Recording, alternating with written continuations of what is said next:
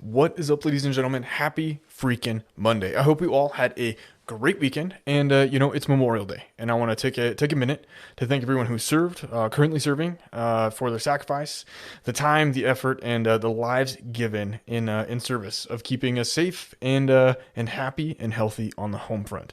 Recently, I've been thinking about TED Talks. I've had a couple people ask, if I were ever to give a TED Talk, what would I give it on? And the one thing that I keep coming back to is sharing what I have learned, around this podcast.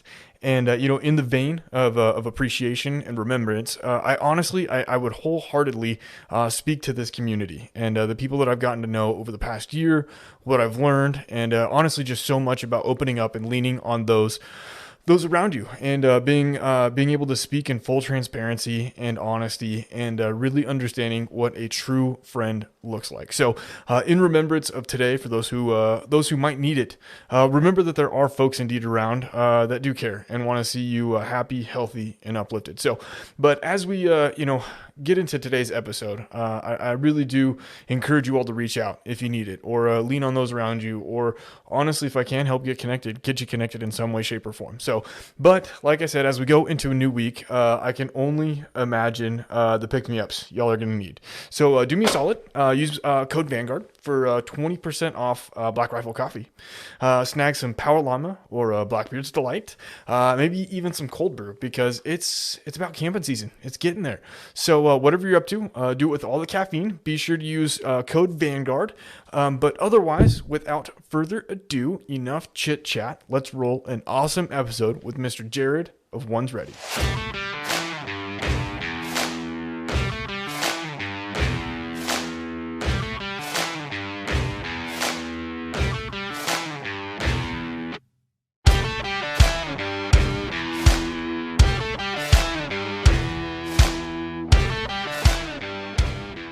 What is up, ladies and gentlemen? I hope you all are having a great, I guess it's Monday, or it'll be Monday by the time this thing publishes, but I hope you're having a great Monday morning.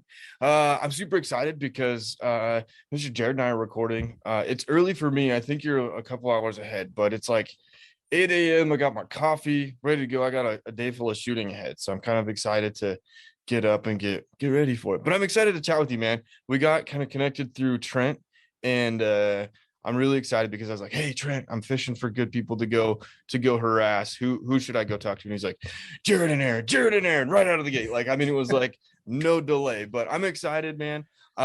Maybe not to steal your intro. Do you mind kind of just sharing a little bit about yourself, and we'll start the conversation off that way?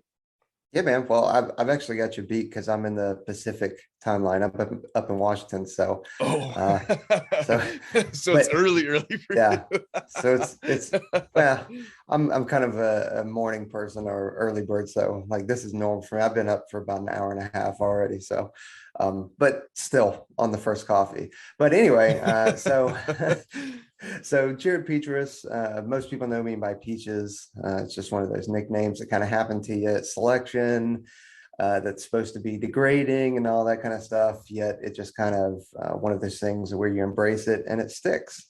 I am a Air Force combat controller. I've been doing this I'm in my 23rd year now. It started when I was 17, Yeah. went through the 2.5 year pipeline, and been doing this ever since. Probably have a couple more years left in me before the Air Force finally says, "Hey, it's time for you to bounce," which I'm also not trying to make a 30-year airman, if you will. Yeah. But yeah, so been doing that. Been all around the world. It's been a great time. Wouldn't trade it for anything. Met some amazing people, amazing places, amazing experiences. Even the good, bad, and the ugly of those. So, and now we've obviously got our podcast as well, the One's Ready podcast, and so enjoying doing that on kind of the off time. Yeah, that's awesome. So I'm not very familiar with kind of the combat controller world. So I think part of what I'll probably ask is similar to what you do with One's Ready, but what I try and do kind of with my podcast is to tell your story, right? So kind of how you Yeah. got into the Air Force, why the Air Force, why combat controller. So if you don't mind, maybe going back to the beginning. Did you grow up in an Air Force military family? Were you a troublemaker and you didn't find a way out? I mean, how did the Air Force come to be for you? Well, I guess I came from a military family. My parents were not military, but my grandfather on my mother's side, and then my older cousin, who was older than me, and my uncle on my mother's side was both Marines and Navy. Okay. So there was that aspect. My older cousin was, I think, 4 years older than me. So it was one of those things where I always looked up to him, and he joined the Marines to be an F-18 pilot. So funny enough, I was like, okay, cool. Like I loved hearing the stories from ROTC and his cadet training and all that kind of stuff. It's like, well, this sounds awesome, and I don't want to do something where I'm bored because I'm very much a busybody, probably on the ADHD thing, but like I have to be doing something. Yeah. Sitting idle really bothers me. So I was like, well, I want to do something cool, and I was always outdoor, team sports, the whole deal. And I always liked skydiving and diving. I had never done it, but I was like, yeah, I want to do that kind of stuff. So I went to a recruiter, and he told me about PJ, and I was like, okay, cool. Yeah, that sounds great. And it at the time, it was the trifold pamphlet. That's all they knew, and all it was PJ. There was no, combat control or anything like that. And I kept that pamphlet pristine. I'd always open it, look at it, because I was guaranteed diving, guaranteed to jump and skydive, guaranteed to ride motorcycles, shoot guns, all that kind of stuff. So everything that I really wanted. And medicine interests me. I'm not big into medicine. Even at the time, I wasn't big into medicine, but I didn't know that combat control even existed. Sure. So, and this was at the age of, I think, 15. And then, so natural progression, I was like, okay, well, I'll do high school, junior ROTC. I lasted 2 days, and I didn't appreciate getting yelled at by people that I'm no kidding in class with. Like Yeah. this is because they were just acting like pricks, Sure. just to do it. And so I was like, okay, well, that's it. And then everybody, my whole family and friends were like, okay, well, the military is definitely not for him. Um, 2 years of maturity, came in 17, went through, and then that's where I found out that there were other things. I'm at INDOC. At the time, it was INDOC or indoctrination course, and it was just PJs and combat controllers going through it, the selection. And I'm like, well, who are these combat controllers? I've never heard of these guys. Um, and so this is one of those things during a hell week.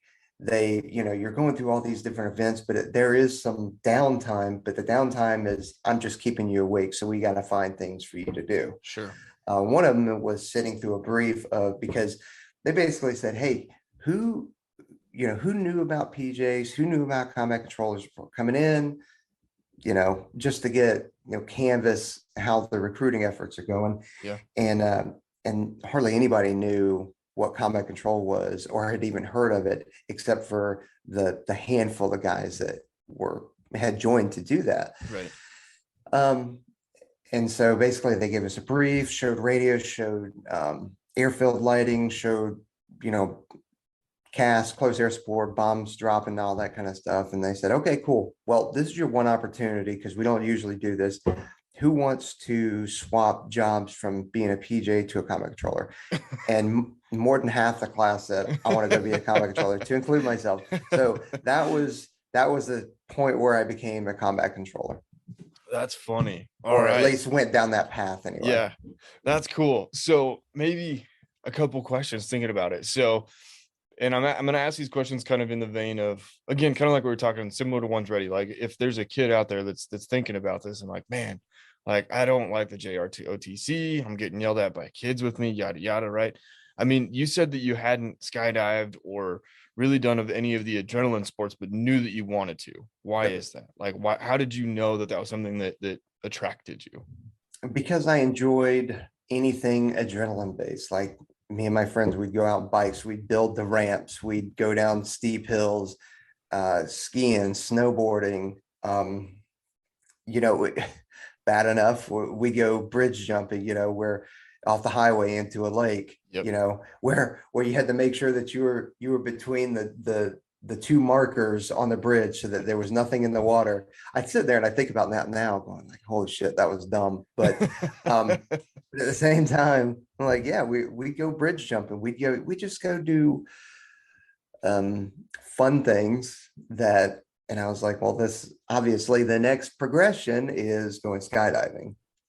And I enjoyed shooting guns because I did shoot a little bit, nothing crazy, but I did shoot a little bit. So I knew that shooting guns was there. And some of my favorite movies were, Die Hard, Lethal Weapon, obviously very, very true to life movies. But 100%, yeah, right? everybody needs a Martin Riggs out there.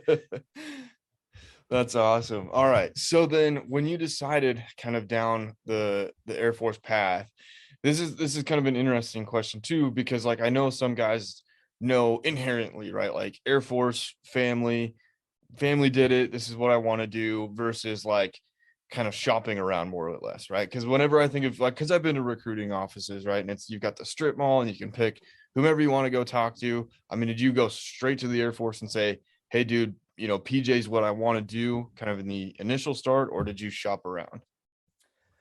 It wasn't too, I mean, I guess I shopped around a little bit. Mm-hmm. Um, I don't remember how I ended up in the Air Force recruiting office. Um, I do know that some of my coworkers said, "Hey, well, if you want to go jump out of planes, Army is definitely a way to go." And one of the ladies' wives, or yeah, one of the ladies' husbands was a ranger, and she's like, "He jumps out of planes and he shoots guns." I was like, "Okay, well, I'll tell you what, just I don't think that's the way I want to go, but I'll go check out the Army." And I went to the Army recruiter, and I basically he surprisingly he was actually very honest with me. He did, I mean, obviously he's a salesman, so he is trying to sell me on stuff, but I was like, hey man, I want a guarantee I go to airborne, a guarantee I go to free fall, a guarantee that I go to scuba school, Yeah. because that's what the Air Force provided. If you were going to be a PJ or combat controller, you were guaranteed those things. Mm-hmm. And he's like, look, man, I can pretty much guarantee you'll go to airborne school, But but nothing else. because so much of the Army automatically goes to airborne school. But he goes, I can't guarantee anything else. He goes, we can get you to ranger school, we can get you to airborne, you can be a ranger. If you go to free fall or dive after that, like that's on you. And so I wanted a guarantee. And like I said, I don't remember what it was that put me in the Air Force recruiting office, because he was actually separated. They don't have the kind of strip mall, or back in 98, 99, they didn't have the kind of strip mall things, or at least where I was at in Columbia, South Carolina. Yeah. So they weren't right next door to each other. So I had to travel a decent distance to get to one of them. So I don't remember what put me in that. A lot of things are foggy now after a couple TBIs. That's fair. That's fair. So you make it in, or you choose the Air Force, right? And you start working through the pipeline. You choose combat controller, right? And like I said, I've got no, military law enforcement experience, so this is kind of fun. But going through kind of the whole process of it, what's your mentality and kind of driving force? Are you thinking, hey, I'm doing this for me to be a badass? Hey, I'm working through it. I mean, what got you up in the morning and working through all of the training? Because it's a what 2-year pipeline, I think I heard you say. Yeah, I mean, not all of it is a kick in the nuts or anything like that. It more of it is than not, but it's tough because I was 17, right? I was severely homesick. I had never really truly been away from home for longer than, 2 weeks at a time. I grew up in an amazing family. My mom and dad were fantastic. My brother, fantastic. So, like, it's not like I came from a life of hard knocks or anything like that. We weren't well off or anything, but like, I had a solid family foundation. Everybody talked. We didn't have any family drama or anything like that. So, uh, and my reasoning for getting up and motivation probably changed throughout the pipeline, but for sure it was for me, I told everybody, this is what I'm going to do, this is what I'm going to be. And I did not want to have to go back to them and say, hey, I quit. Mm-hmm. Um, if if I had failed because of I couldn't do enough pull-ups or push-ups or swam fast enough or whatever it was, then I could probably sleep a little better at night with that. But the going back to everybody that I told, this is what I'm going to do, and there's nothing that's going to stop me to go, hey, yeah, things got a little hard. I quit. Um, that didn't sit well with me. So, but there, I mean, I'd be lying if I said there weren't some days that, because you during that training, there are some people that excel. Like there are some people that you think or you observe and you're like, they are so solid in the pool or they are so solid at running or whatever it is. Like they're never stressed during it, which a lot of cases that is, or a lot of times that is the case. But when the instructors see that you are kind of coasting through events, they recognize that and they will go, okay, well, today I'm going to test you because they want to see how you act when you are pushed. Mm-hmm. And and there were days where because the pool was always a very strong part for me. I was never the strongest because there were some people that were amazing in the pool, Yeah. but I was very comfortable in the pool. And there were days that they were like, all right, well, and they don't tell you this. They don't tell you today's your day. You just know. You're like, oh man, I can't do anything right. No matter what, I know I'm doing it right and I can't do anything right. And for whatever reason, they are picking on me. And there were some times where I was like, dude, I don't know that I'm going to make it out of this, you know. But again, that's the 17, 18-year-old mentality talking. That's why when people come to us and they ask, hey, I'm 25 years old. Do you think I even have a chance or am I way too old? I'm like, dude, you're going to have an easier time than the 17, 18-year-old. Yeah, you're a little bit older, but you're still physically in your prime. You'll be able to recover just fine. And but you have so much life experience and maturity level, and your frontal lobe is fully developed now, or almost there, like you will do so much better. Interesting. So in that kind of instance, right? I'm hearing, at least I think I'm hearing what kept you going, right, was really the fear of failure, right? Not wanting to own kind of like, hey, it got tough, I quit, right? But then also kind of understanding how you function under pressure.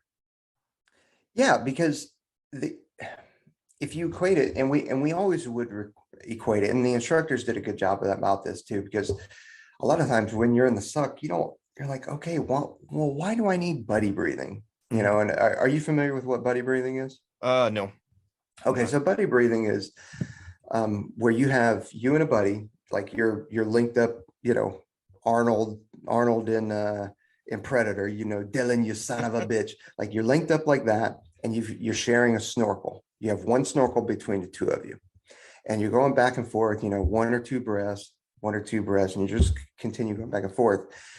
And then you have one or two instructors that actually are providing harassment for you. Now, some of that is a lot of splashing. Some of that is no kidding, capping the snorkel to taking breaths. So you go to get a breath and you got nothing. Yeah. Like, so there's a couple different training or mentalities in that equate to operational and training environments actually.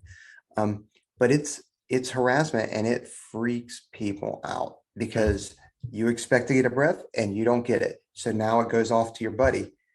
You come here and I can't remember how many breaths. I think the max breaths they could take were two. Hmm. So like again, and you're panicking, you're getting rolled. They gator roll you and you're in water everywhere in your mouth and everything like that. And that translates to a couple different things operationally. One is when you're scuba diving, or whether it's a closed circuit or an open circuit, sometimes you will run out of air, or maybe you have something that's fouled and a hose or regulated and working, and you need to be able to breathe, and you can't necessarily come to the surface, or you're in a spot where you're inside a structure or a sunken vessel and you can't just come up to the surface, right? So you need to be able to tap your buddy, and you guys need to be able to share the regulator or share the breathing apparatus and make it to a safe place. or it could be underneath a CV-22 or a CH-47 or an MH-47, where there's a lot of rotor wash and down pressure, and there's, it's tough to see, it's tough to breathe, it's at night, your snorkel is getting filled up with water, so again, you're getting breaths taken away. Or it could be you're in really, really choppy sea conditions, and the sea state is terrible, and you're getting, these sea swells are dunking you under, and it just couldn't be make for a really bad environment. So the things that you don't know when you're in training, because you've never experienced them, you're like, why would they ever do this to us? What does this have to do with anything? They're just doing it to be mean. No, there are operational reasons to put you through this, because you can't quit out there. Like, if you're out in the middle of the ocean and the sea state is bad, there's no like, hey, let me get on the boat, I'm done. No, you just die. Right? Like, It's that simple. I mean, it's, you either make it and you survive and you do well, or you die. Like, it's so we want to push people to the point where, and I do the same thing whenever I do like joint. Are you familiar with what joint terminal attack controllers are? We're the guys that talk to airplanes, talk to the ground force as part of the ground force, and then we nominate and recognize targets and call in airstrikes and targets. Well, same kind of thing as an instructor. When I build scenarios for that, I don't want to make them easy. Now, when they're first starting out and learning, yeah, I make them easy. But if somebody is about to get their qualification, or they it's their time for me to really pressure them, I create such an intricate scenario, where there's, people are shooting at us and this kind of stuff, not actually shooting at us, but using simulation, like sim Simulation. rounds Yeah. or paintballs or something like that. And then we're throwing ground burst simulators right near them. We're making them run. And I create that scenario so difficult, expecting them to fail, so that as they're going through it, they know where their limit is, their experience limit, and they know how to cope with that. And they know at what point, all right, I'm becoming overwhelmed. I recognize that I need to figure something out. Yeah. So I almost in a way, I want them to fail, or at least come very close to failing. Okay. So when it comes to the scenarios, and I was taking notes, kind of thinking about this too. I mean, when you're building out these scenarios, are you leveraging just personal experience, training experience? Have you studied like the psychology of people in kind of pressure tested environments? I mean, how do you go about building these scenarios? Well, for me, I use personal experience. Hmm. Um, I don't have now that we have psychologists and operational psychologists in our units, like we will take them and help and use them to help craft scenarios and craft training events, at times, if that's the kind of goal that we're looking for. Other than that, like, I just use personal experience or experiences that I know of friends that have been in those kind of situations. Go, okay, well, and I'm not calling them that, and I'm not telling them that, like, hey, I'm going to put you in the same scenario that Rob Gutierrez was in. It's, I'm just going to, here's a scenario, and we're going to play it out as similar as I can, just to see how you do. And so it not only helps them see where their failure points are, but it also builds their confidence and going, holy shit, I just made it through all that. Like, that's pretty cool. And you can just see it in their face and their confidence level, Yeah. how much they improve. So when you were going through this, and kind of on a personal note, the confidence level, how did you kind of craft your mentality to the point where you could kind of make it through? Because like, to me, I'm not a water person. I absolutely hate being in the water, like, and hearing, being rolled in the water, getting rolled, getting splashed, getting, suffocated more or less. To me, that honest to God sounds like a nightmare, right? Like, like how did you get to the point, like kind of develop yourself to the point where it's like, yeah, I understand that I'm being pressure tested. It's fine. I'm not going to die, but I understand like that this is for a purpose and I need to kind of control myself. How did you learn that self-control is my short answer question. Well, self-control in the water is, so I grew up on, or I think I did 2 years of swim team, and I grew up as a water baby. Like my dad took me into the pool when I was 3 weeks, 4 weeks, something like that. So I've just been in the water my whole life. Doesn't mean that there weren't times where it was like, oh my God, this is crazy. Um, how do you calm yourself down? That's tough. And I think everybody has a different way of doing it. Um, I guess for me, it was recognizing like, hey, freaking out right now is not going to help me. I'm, and I didn't have this confidence at 17, 18 years old, but I definitely have it now. It's like, okay, I can recognize, I can slow it down, slow my heart rate down, I can slow my breathing down. And I just relax and go like, man, I'll crush this. And it's a mentality thing. Like I have the mentality that I can do anything. I Yeah. may not be good at it, um, but I can do anything. And it comes across to other people, and definitely at my age and my rank, I have I have toned that down. But a lot of people in the Air Force and in the special operations community in general think that we're a bunch of arrogant assholes because um, we think we can do anything. We think we can take on the world, and that kind of stuff. And some of that's good, some of it's bad. But you also don't want somebody coming through a door, doing a raid or doing a hit, or in some other situations that are second guessing it and going like, oh, I don't know if I can make it through this, because then that person has already failed. That person is already not going to make it. You want somebody who's like, dude, I don't care. I will win this fight. Yeah. I will win. I will make it through this and I will crush this thing. You want somebody that has that confidence in that, again, not arrogance, but that to be overly confident, Yeah. to believe that they can make it through whatever it is you throw it at them or throw at them. Yeah. So in your tenure, right? How did you learn to balance arrogance versus confidence versus I don't want to say complacency, but like kind of just knowing that you can do it and maybe not putting forth 100% effort, if that makes sense. Humility. I have been humbled so many times, both, by experience, by, um, somebody not somebody telling me to be humble. I mean, obviously, hey, yeah, you guys should be humble kind of thing, but more of just I've just been humbled so many times, by my own mistakes, by my own doing good, and at the same time seeing how when I think I'm good and then I see somebody else do it so much better than me, going like, well, all right, well, I've just now been humbled. So, but the humble thing that a lot of people think is I just need to self-deprecate. I need to think shitty about myself, and that's not it at all. Like you can think that you're badass at something and still be humble. You can recognize like, hey, I'm actually really good at this. Like Yeah. for me, um, I think I'm good at networking, right? I've been told over and over and over again, I enjoy networking. I enjoy meeting new people.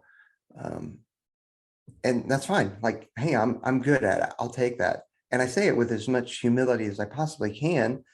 But it's okay to recognize that you're good at something. You can still be humble and recognize you're good at something. As long as I'm not freaking telling everybody, hey, I'm amazing at this. I got this. It's like, yeah, man, I'm good at it. And that's the last you're going to hear about it, if you even hear about it. Right. I probably don't even need to tell you, Yeah. not you, but, and I The realize metaphorical you. Yeah. yeah, I acknowledge that I just said that on a podcast with thousands of people listening. So like, I got it. But, um, but I just wanted to use that as an example. Like you'll never hear me say that, like Okay. in person anyway. Yeah, yeah, that's fair. That's fair. So, like I was telling you, Kenny, when we first started, I'm not very familiar with what combat controllers do, and I probably should have asked this a little bit, kind of leading into the training. What exactly do you guys do? So we are the special operations land component for the Air Force. Okay.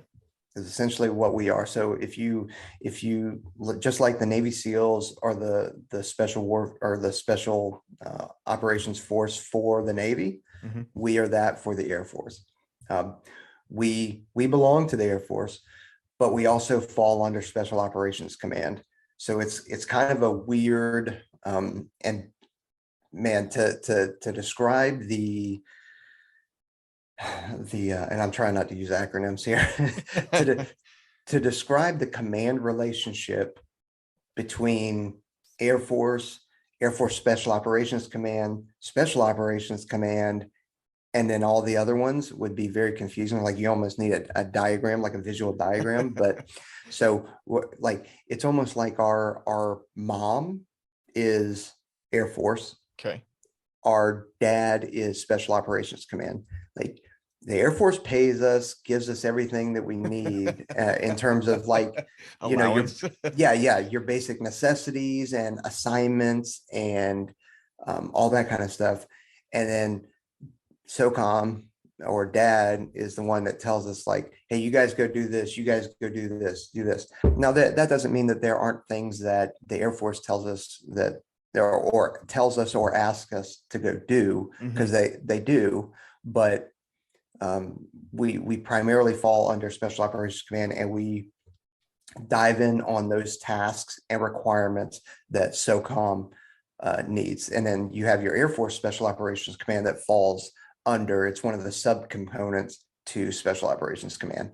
And Okay. that's the same as Naval Special Warfare, Army Special Forces, Rangers, and Marine Special Operations. Got it. Okay. Okay. So the land component, then you guys are not flying, more of the I guess insert killer capture, calling airstrikes, I guess Well, a so little bit you, of all you of it. yeah, so there's three, at least right now, and I'm speaking for right now because we are constantly evolving. Like what special tactics was, the Air Force special tactics was 2 years ago, Hmm. isn't what it is today. Okay. And it like we seem to be in a constant evolution, and it's usually about every 2 years. And it's not, sometimes it's not, or sometimes it is major changes, sometimes it's just slight. And that's not just us, that's every special operations component. But so we have three primary mission sets that we go off of. We have global access, we have precision strike, and then we have personnel recovery. Each special tactics unit is comprised of a couple of different Air Force specialty codes or jobs. Like you have your combat controllers, you have your pararescue men, you have your special reconnaissance airmen, and you'll have your TACP airmen or your tactical air control party, right? So each one of those has a role in global access, precision strike, and personnel recovery. So global access, you can think about landing planes on dirt strips or on highways. And like we landed A-10s in Estonia on a highway. We land C-130s and C-17s on dirt strips out in the middle of nowhere. We sent guys into Haiti and Puerto Rico to help clear out that airport and start bringing in medical supplies and stuff like that. So we do that in a humanitarian aspect, Mm. and we do that in a combat or in an operational aspect. Global access also, includes drop zone surveys, HLZ surveys, full spectrum surveys. Like it's funny because global access is very much a nebulous kind of term because it Sure. can mean there are so many different things or routes that it could go. Then the precision strike is just like you would think. It's precision strike or precision fires onto targets, whether it's lethal or non-lethal or kinetic or non-kinetic. And it's generally calling an airstrikes. That's what everybody kind of equates it to. But there are other aspects that are more on the classified side that would fall into that realm. Okay. And then we have personnel recovery. So it's primarily a PJ mission, but combat controllers and SR and TACPs have they have roles in that as well. But personnel recovery is rescuing people, whether that's search and rescue, whether it's confined space, swift water rescue, anything like that, providing any kind of aid and that kind of stuff, getting people out. Like we have one of the guard units has Callie, the SAR pup. Mhm. She's on Instagram. She's always out there. She was up in, what was that, Tennessee, where the tornadoes were a couple of Uh, months ago, something like that. I think it was Tennessee, I don't remember. I know there were Kentucky. some in Texas just a couple weeks ago, but Yeah. yeah. So they deploy her out there all the time because to those kind of events because she's really good at going and finding people. And the amount of square footage or the amount of city blocks that she can cover would take a team of people like weeks to do. And she can just, so that falls into the line of personnel recovery. Mm. And there's a lot of aspects of that. So we kind of bend our capabilities into those three, and then we go from there. Okay. And I imagine this is what you guys talk a lot about in One's Ready, right? You focus a lot on these types of questions. Yeah, so it's a mixture. Like we've done a couple deep dive series to try and get that information out there Mhm. because it can be difficult when you saw me kind of struggle with it on this. Is like, hey, what is global access? Well, man, there's so much to it. Depends on the day. Right. So like when we did those episodes, we actually had we spent like a week writing out like, oh yeah, we do this too. Oh yeah, this is part of it. So when it's just coming off the top of your head, you're like, well, okay, well, we do this, we do that. Anything else? No, that sounds good.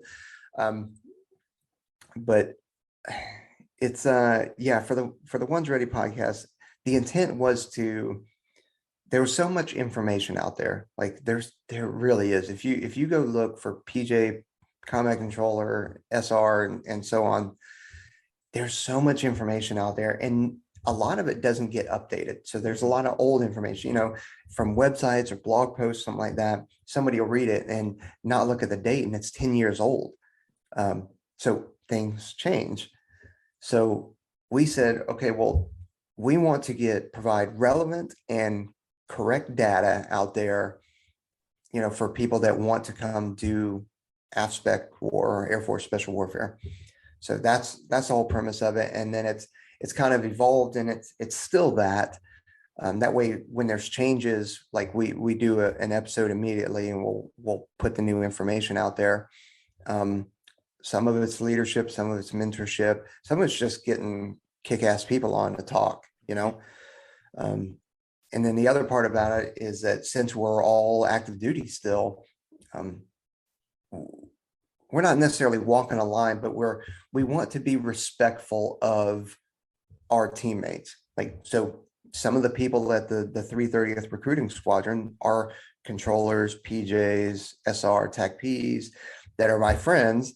And if I were to put out bad information, or if I were to put out information that I'm privy to before they want it released, like I've got to be, or we have got to be cognizant of that and respectful of that. So a lot of times there's information that we know it's going to go live, but we just, out of respect, we're not saying anything about it Right. because I'm not trying to dime out my teammates. Yeah, that's fair. Okay. Yeah, I can imagine that being a fine line to walk, right? I mean, it's like you want to get it out there to help people out, but at the same time, it's like you can't screw over your buddy. Yeah. And part of it is it changes too. Like I'm sure people are like, my God, like how can things change that fast? And that is one of the beauties of the special operations community, like across the board, is that, the Army, the Navy, Marines, Air Force, these are massive ships that, think of it as an aircraft carrier, that it takes a while to turn these big ships. Like, right? If there's a threat or something that needs change, you can't just turn that thing like you do a jet ski. That thing takes a while to turn. Whereas, the special operations community is a much smaller force. It is a smaller, marine craft, if you will, Mhm. and we can turn a lot faster. And so that's why we evolve so quickly and things change so quickly. It's not because we can't make up our minds. It's because we are evolving to emerging threats, we're environment, funding, a new commander, new senior enlisted. Like it's just we're constantly adjusting however we need to go because now there's a new threat on the horizon. So now we need to focus on that. Okay. Yeah, that makes sense, right? I mean, like, I at one point, I kind of viewed being stagnant as dying, right? I mean, it's Mhm. like if you don't change, if you don't learn, if you don't grow, if you don't accept fault or failure, right, where it's due, then you're not making literally any progress. So, okay. So one question I've got, and it's kind of, I think this one will be kind of fun, but what for you is the most satisfying part of your job? Because it sounds very dynamic, very busy, and like other than the water portion, jumping, shooting, in like all of it sounds like a whole hell of a lot of fun. Yeah. So I've been doing it for 23 years now. So I'm in the rank and the position now where I am not doing that much. Hmm. Like that's just the reality of it. Because as you make rank, as you progress, you seem to do less and less of the team guy stuff, Yeah. which is unfortunate, but it's also equally important, if you will. Um, but if I had to nail it down to one thing, I would say the people. Hmm. Like that the people are what make this job worth coming in for every single day. And that's not just the operators, that is, our combat mission support as well, because you have phenomenal people that want to get the mission done, they want to do good, and they want to make a difference. So, and I've seen some people do some incredible things in some real shitty situations. When that or do things that they didn't have to do, but they did it because it was the right thing to do, even at their own sacrifice. So it's the type of people and the quality of people that make this job for the last 23 years worth doing. Okay. And I that probably sounds cliche because that's probably everybody's answer, but it's the God, it's the truth.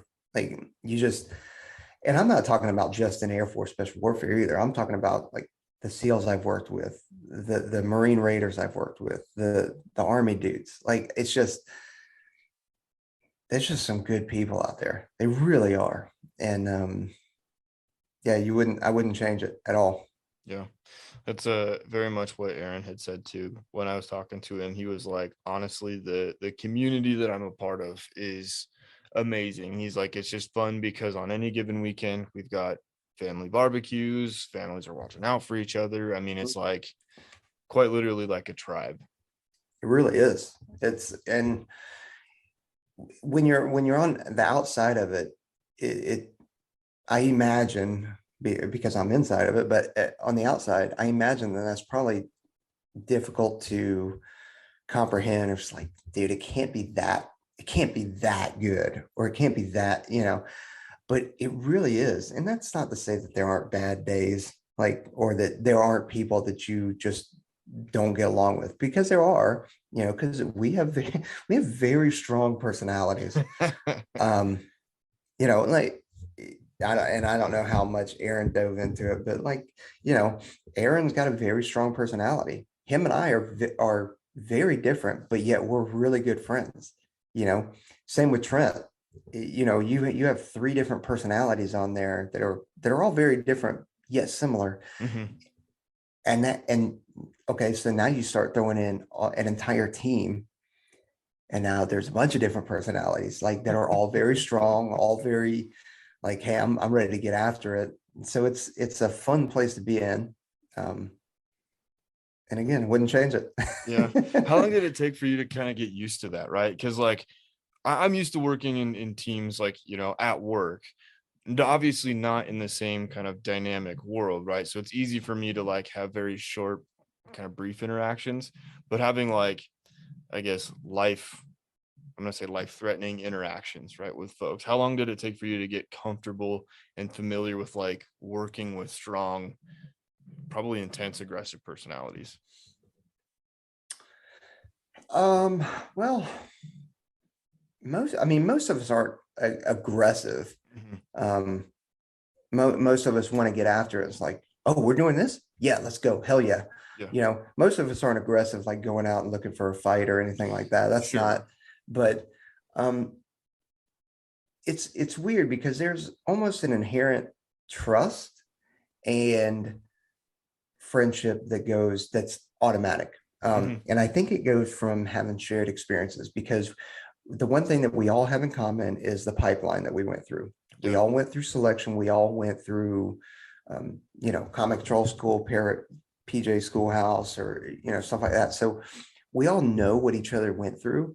So there's an automatic credibility that's there. sure. Like, hey, I know you went through this. So did I. Like it's almost like the base level of credibility is just higher than some rando I would meet off the street. Yeah. And I think that's one of the good things about the community, and that goes across the board, with the entire soft enterprise, right? But that's I don't know at what point I got used to it. I don't even know that I needed to get used to it. I really can't think of a time. I just know that every time I show up to a unit, even when I was a young dude, and nobody knew who you were, I was just automatically accepted in. Hmm. It was really good. Um, so Yeah. now that doesn't mean that when we go support a SEAL team or an ODA or something like that, like we're still the outsider. We're still the Air Force guy. Okay, yeah, we got an Air Force guy attached to us. If so, we still have to earn our keep there, and we also still have to earn the credibility and the respect there. Because even if that team has had a combat controller with it and who have done really great, I'm now a new guy showing up, Yeah. and now it's like, hey, who's this nerd? I know that what you're supposed to be doing. Let's see how good you actually are. Let's see if you come out to the range shooting with us. Let's see if you just sit on your ass playing Call of Duty, or are you going to train your ass off with the rest of us? So it's part of that team integration, that kind of butt sniffing. And then once you are able to show them like, hey, yeah, I'm a valuable member of this team, then you're brought into the fold. Yeah. So you bring up a good point, right? Kind of proving. So I guess what I heard, right, was the inherent kind of trust, right, and shared experience, which I think is absolutely true, right? Like, I mean, I've got friends that it's like, hey, we might have done a competition together or might have gone hunting, for instance, right? Where it's like, hey, I trust that you can do these things with me. And then like, thunderstorm. And again, not same type of intensity, right? But it's like you trust that they're not going to bitch out right on you. What have you found has been maybe the most helpful thing for you in when you attach to some of these teams, and kind of proving, I'm going to say proving your worth to them, if that makes sense. Uh, so humility, Hmm. going in there, not talking about shit, just kind of, hey, I'm gonna do my thing. I'm gonna be myself, but at the same time, I'm not going to. Um, I'm just gonna kind of slowly integrate into the team. Anytime they're out shooting, training, if there's work to be done, not like that's huge, because out on a forward operating base, you're kind of out there as a team. Maybe there's 50 people on the fob, maybe, right? And there's work that needs to be done. There's sandbags that need to be filled and fortification projects and that kind of stuff. You're not just sitting in your room, like you're not going like, hey, that ain't me. I don't do that. That's bullshit. You're you're putting in work where work needs to be done. Hmm. So not thinking that you're above any task or any person. You just go out there, you see work, you see a trash can that needs to be empty, you empty it. Like it's a lot of time doing the menial tasks that can gain you a lot of credibility. Yeah. Okay. That's been my experience. And Okay. that's what it would be for me if I got a new guy that shows up to the unit, right? He shouldn't be walking by a trash can that's got the mountain of it where you got to balance it, or else the whole thing's going to topple over. Should be grabbing that. And that's regardless of rank. If you're an E9 walking by a filled trash can, you should be picking it. You should be taking the trash out, right? No one's above doing menial tasks or things that uh, you know aren't that fun. Yeah. Okay. So something that's kind of near and dear to my heart is the mental health side of stuff. And I know and we can absolutely defer. But I know that you had mentioned that you had, TBIs, a couple TBIs and stuff. How have you managed kind of your experience, civilian life, or not civilian life because you're still active duty, but like normal person, day-to-day life, stacked up with everything that you've experienced? And that's a very loaded, open-ended question, but I've talked to a lot of guys about stuff like this, and it's my own OCD, right? So it's like this is something that's always interesting for me to kind of talk about. Um, so I have a lot of symptoms from TBI, like just in terms of fuzziness, memory loss, tendonitis, the balance, the list goes on. I mean, I'm sure you've seen, or at least while we've been talking, the way I blink sometimes, I know the people that watch our YouTube definitely notice it because when I watch it, I'm going, golly, it's really bad. Um, but in terms of like PTSD or anything like that, like I don't have, or at least I don't think I have any of that. I could be wrong. I mean, I'm not a clinical, like I don't wake up in cold sweats or anything like that. And I don't have, I've experienced some bad things, but I don't dwell on them. I recognize them, and if I need to think about them, I'll think about them, reflect on them. But other than that, like I'm not, I'm not sweating them, kind Yeah. of thing. Okay. Maybe that's because I'm comfortable in the way that I perform during their situation. There is one situation that that I think I could have done better, and Mhm. it's one of those survivor guilt that I have, just because I'm like, now that I've gotten older, now that I can reflect and remember the situation, I'm like, man, I should have done this. I should have done this. Maybe I could have saved those kids, that kind of thing. Yeah. Um, but other than that, I don't think I have anything crazy like PTSD Yeah. related. I feel Like I said, like, I could be wrong though. I'm not a psychologist. yeah.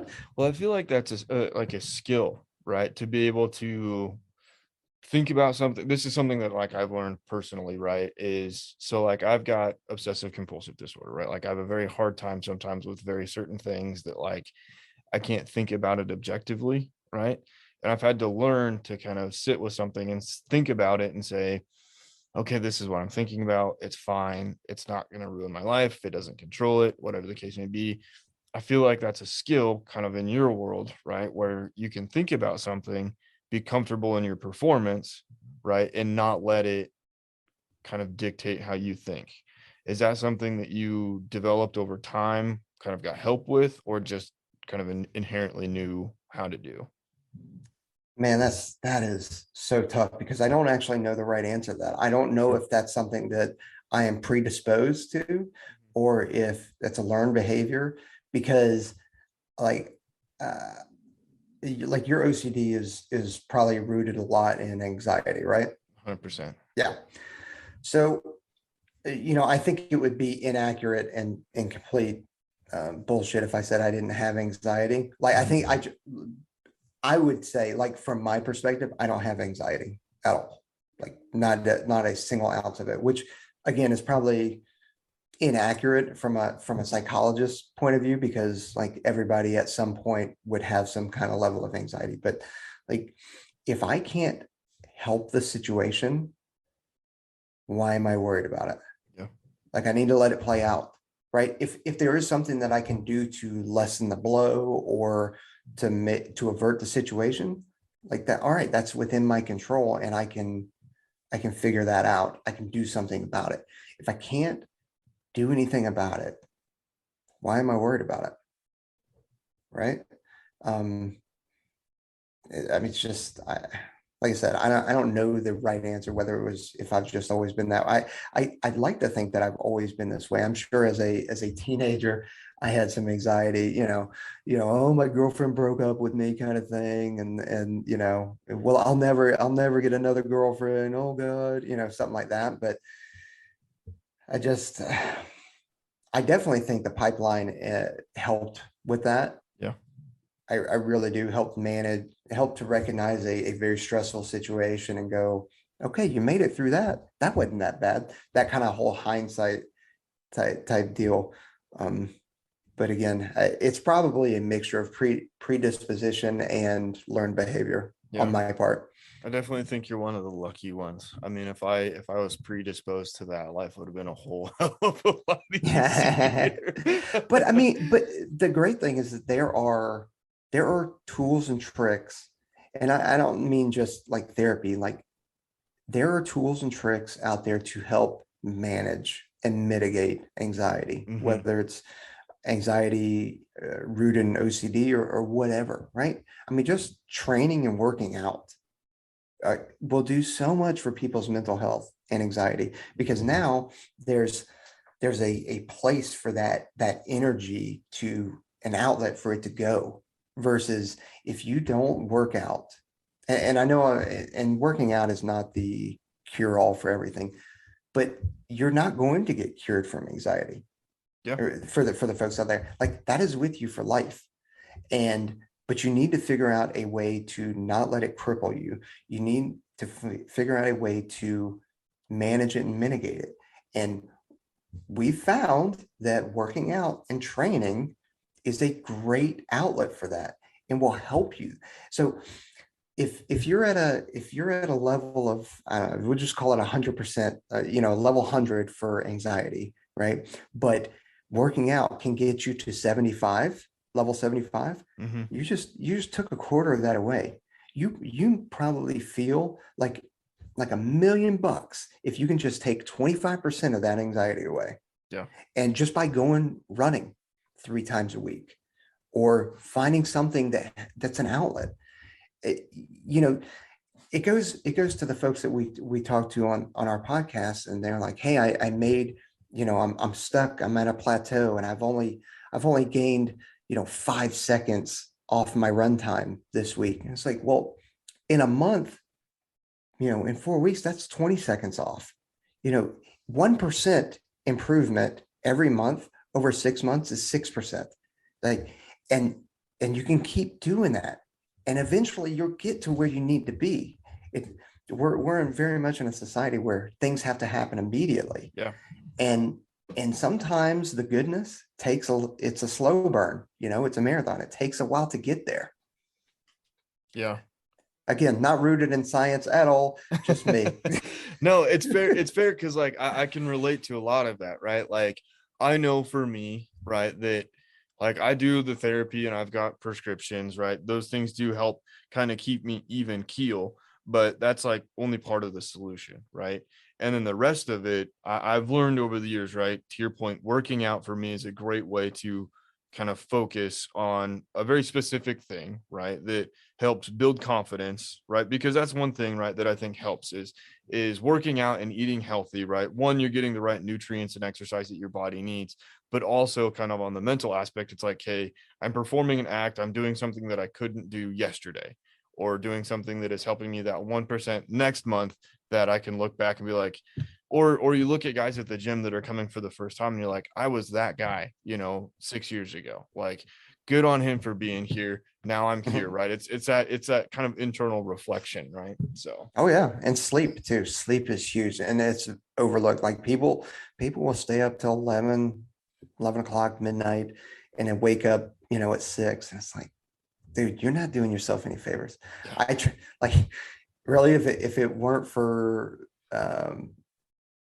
family and all that kind of stuff, and trying to spend time with my wife, like I'd probably be in bed at 8:30, just just to get sleep. Like, you know what I mean? Yeah. And even now, like me and my wife, we try to be in bed by like 9:30. Yeah. Yeah. That's You know, fair. like that's just the reality. Now, can we have an excursion and go out and dinner and go party and stuff? Sure, we can, but um, we both really appreciate being in our bed too at Being in nine bed. thirty. But maybe my last question is there, I guess, is there anything that we didn't talk about that you're like, man, this is near and dear to my heart that I'd like to share that I don't get asked a whole lot? Oh man, Super open-ended. that's very open ended, and I I wasn't know. expecting it. So I don't have Yes. anything. I don't have anything I threw you for a planned. loop. Nailed it. Yeah. That was the goal. Okay. Um, I guess t- take care of people. really, like take care of people in your span of care, span of control, right? It's obviously your family, your friends, people you work with. Take care of people. We've gotten into a point where um, we kind of write people off if we don't like their point of view, Yeah. and it's unfortunate because they don't have that point of view because they're being malicious. Most of the time they have that point of view either because they're misinformed or because they have a life experience that has helped shape the way that they're thinking. And that, so putting ourselves in their shoes, like that's huge these days, that nobody's, I say nobody's doing, but we aren't doing as often. We just assume that somebody doesn't agree with us, so they must have malicious intent. They're an idiot. We dehumanize them, which is all bullshit. We Mhm. shouldn't be dehumanizing people. And we should also consider that they have this point of view or this opinion because of a life experience that they had growing up, that they had. We have a lot of folks in my community that came from shitty home situations, right? Whether it was abusive fathers or alcoholic mothers or whatever, right? I grew up with a fantastic family, like I had mentioned beforehand. Um, I cannot relate to that necessarily, but I want to. I try and be empathetic with that because I want to know. I don't necessarily want to experience that. And I'm glad I didn't experience that. But at the same time, like that helped shape that person. I know I talked to a guy, unfortunately, he didn't get picked up to do this job, but he was homeless out in Tampa. Yeah. Like, and he took him, and he's a 17-year-old. He was living under a bridge in Tampa, and he took himself to the recruiter and was like, I've got to do something with my life. I don't want to end up being homeless forever. He took himself to the recruiter. He joined up. He trained his ass off. Being homeless, he trained his ass off. Would earn money, got a gym membership, and then joined the Air Force and completely changed the trajectory of his life. Yeah. Like, I love that. That's awesome. So, but now his supervisors or now his wherever he's working, I think he's working in the medical career field. Like, he may or may not tell them his his story, but imagine the perspective that he has that would be so different to mine, Yeah. you know but we've got to respect that, and we have to understand that any opinions that he may have are rooted in his life experiences. So that was a roundabout question since you hit me with that out of nowhere. No, I love that. Actually, that's one of the things that I love about kind of talking with people is the different perspectives, right? Like listening and asking those questions and looking at it in a very non-judgmental way and just being like, I can't even understand, but like Yeah. share with me, teach me, right? Because like it helps me, right? Like I mean it's a little altruistic, right? And getting that information out there, but also selfish because it's like how can I take what you've experienced, not have to experience it for myself, but apply it in my day-to-day life too, Yep. which is fun. And it's weird because like, I do this podcast for fun. My job is completely outside, like outdoor shooting. So it's kind of fun when I learn these lessons kind of in this arena and then you take them elsewhere. It's just kind of the dynamic is kind of fun. But Yeah. you know, It's it, you can learn a lot. yeah, it's true. But anyways, man, I think my last question, and maybe another zinger. Is there anything that you wish you would have known going into, whether that's the Air Force, instructing, starting once ready, anything like that, that you're like, man, this would have helped me that somebody out there might benefit from? Yeah, I wish I had invested in Bitcoin. Yeah, right. Or GameStop. Yeah. So not necessarily because I trust the process, really, right? Like I talked about earlier, you don't understand why they're putting you through this, whatever it is. You think it's picking on you. You're like, what's the point of this? But there's a reason behind a lot of the stuff that we do. Um, That's not to say that, oh, we've always done it this way, so this is the right way. No, that's because that's a bullshit answer. If somebody asks why for something, like you should, tell them why. And then if they have a good idea, like entertain that idea. Um, so I didn't really answer your question, but there's nothing, there's nothing really that I can think of that I wish I had known, just because I've had such a good time doing this for the last 23 years. Yeah, that's awesome. Okay. Well, thanks, man. Of course. Thanks for having me. Yeah, you bet. Jared, once again, man, thank you for taking the time. I enjoyed chatting, and I hope everybody listening, I hope you took some good information away. Maybe got some good insight, or maybe feel the need to go jump out of plane, swim, get drowned in the water when you're doing some of your snorkeling drills. But otherwise, I hope you all have a great week. Like I said in the beginning as well, have a great Memorial Day. And, if you feel the need to reach out to anybody, hit me up. And I would love to chat with you, get you connected in whatever way that I can. And just remember that there are people out there that want to see you happy, healthy, and uplifted. But otherwise, you all have a wonderful week. And we'll catch you next time.